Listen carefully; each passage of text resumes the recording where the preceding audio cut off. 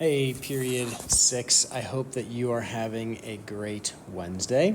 I put together these notes. This is going to be not really, the beginning isn't really going to be new stuff, but something that we haven't talked about yet this unit. And then the second half of it is review, which I will leave for you to do on your own, and I will provide the solutions to those. So let's start. Today's topic is limits at infinity.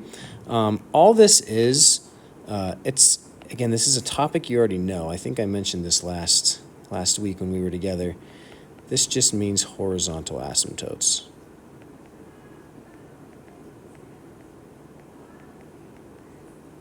All right, so we're given this function. It says, consider the function f of x equals 3x squared over x squared plus 1. Look at the end behavior. And again, the end behavior means look at the extreme right and the extreme left of the graph. If you're looking at the table, it's the extreme left and the extreme right of the table as the x values approach positive and negative infinity. And that's where you're going to get your horizontal asymptotes. Now, and again, you can see on this particular graph on the left and in the table on the right that in both these situations, as x approaches either positive or negative infinity, you're going to get an output of close to 3. So, formal definition of a horizontal asymptote. It says the line y equals L is a horizontal asymptote of the graph f when the limit as x approaches negative infinity of f of x equals L, or the limit as x approaches infinity of f of x equals L. And honestly, the biggest thing that I don't want you to make the confusion of, what we're looking at today are limits at infinity. When we were together on Friday, we were looking at infinite limits, meaning as x approaches 3, there's an asymptote, so it either goes to, positive or negative infinity. This, on the other hand, is not infinite limits. This is limits at infinity. So we're looking at the extreme left and the extreme right of the graph in order to determine what those horizontal asymptotes are.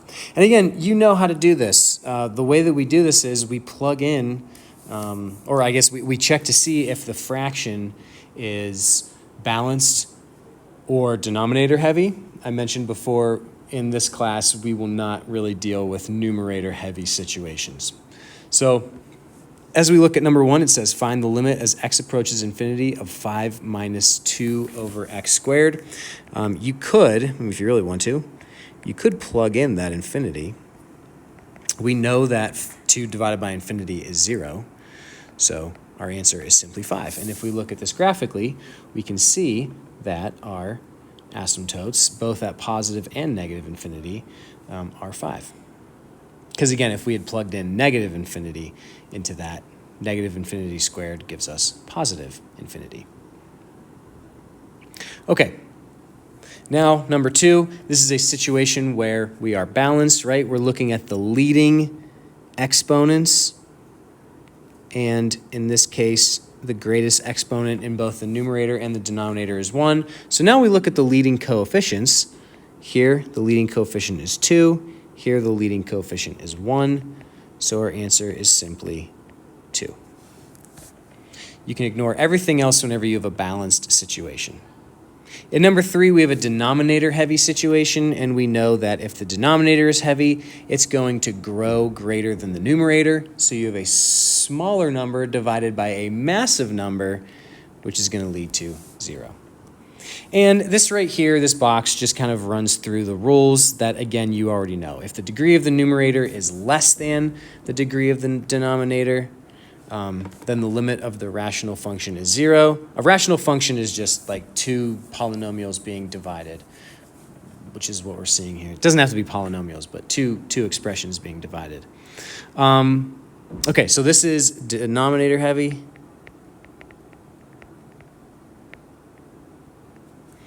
Number 2, if the degree of the numerator is equal to the degree of the denominator, then the limit of the rational function is the ratio of the leading coefficients. That's balanced.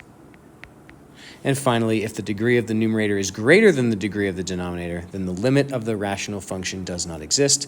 This is numerator heavy. This is the situation where we get an oblique or slant asymptote. And we'll talk about this more later in the year, but you don't have to worry about this now, and it really it doesn't come up on the AP test or anything. Okay, so a few more examples. Number 4 says evaluate the limit as x approaches negative infinity. This is a situation, it's kind of deceiving.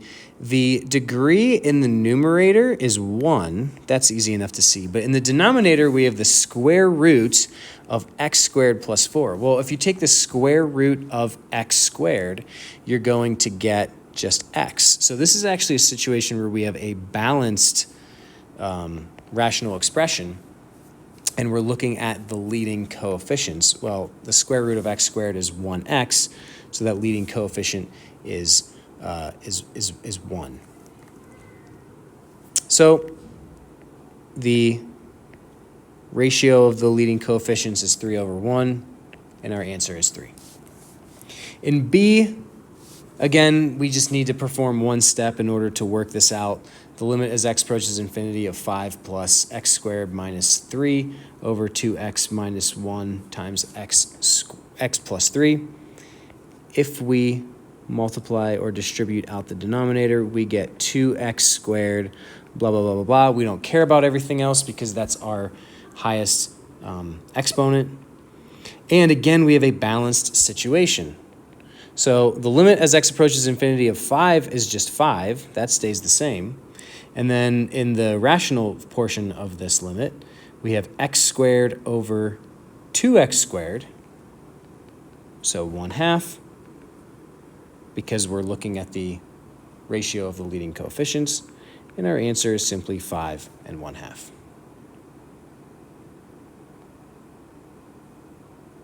Okay, I've got another problem on here. This is kind of where your review starts. I will make sure that you have the solutions posted for this. I'm not going to go through this problem, but do it, and then check the solutions on the Canvas post for this day. I also provided you with the substitute should have provided you with a homework quiz. This is not graded. This is just practice. I would have given this, but I decided just to do this as practice instead. So here's the solutions to that. Again, I'll make sure that all of this is posted. So we're looking at one-sided limits as these are limits at infinity. Because these approach different infinities, one is negative and one is positive as we approach one from the right and the left, respectively, we know that the limit does not exist. And then finally, here's an example of the intermediate value theorem. And here are the solutions. Feel free to go ahead and pause on this if you'd like to work this. I recommend you actually work through these problems on your own before you check the solutions. So maybe pause, look away, do this on your own, and then check the solutions. But the first part, we always have to say f of x is continuous. We have to check the endpoints, f of 0 and f of 5. And because we're looking for a value of c, where f of c equals 11. 11 falls between -1 and 29, so the intermediate value theorem will apply. And so there must exist a c that is an element between 0 and 5, where f of c is 11, and then we just plug c in for x, set that equal to 11, and solve. Now you notice we get two solutions, right? We get c equals -4 and c equals 3. Well, -4 isn't going to work in this case because it's not in our interval 0 to 5. However, 3 is. So the only answer to this problem is 3. Now, if you happen to factor and you got c equals 2 and c equals 3, then you know that both of those are going to be your answers. You can have more than one answer. But in this case, -4 is not in our interval, so it is not a solution. Okay, after this, you have... you also have this sheet. It's front and back, more review. Pay attention to D. D can be a tricky one, so be careful there. And then one thing I wanted to point out, in number 2D, we never talked about what a tangent line is, so you don't actually have to worry about this one. I'm not going to ask you a question like D. However, A, B, and C, these are problems that you should be able to do. Average rate of change just means the slope between 2 points, so keep that in mind. And then on the back, again, we have more limits that I'm sure you can solve, and then a multiple choice problem at the bottom. All right, everybody, I will be in school on Thursday. So if you do have any questions, try and find me on Thursday. I might be heading out a little bit early, so try and catch me by lunch.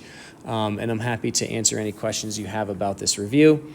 I'm sure you guys are going to do great. Good luck on the tests, and I will see. Oh, and one other thing, I'll make sure I post this on Canvas, but the test will be both calculator and non-calculator. So make sure that you bring your calculator to the exam on Friday. And make sure that your calculator is set in radian mode. I'll make sure that the substitute reminds you as well. To do that, you have to hit mode on your calculator, and it should bring up a list of options, and go over and click radian to put it in radian mode. If you're in physics, make sure you set it back into degree for physics. You'll have to go back and forth this year if you're taking both classes. All right, have a wonderful day. Good luck reviewing, and good luck on your test.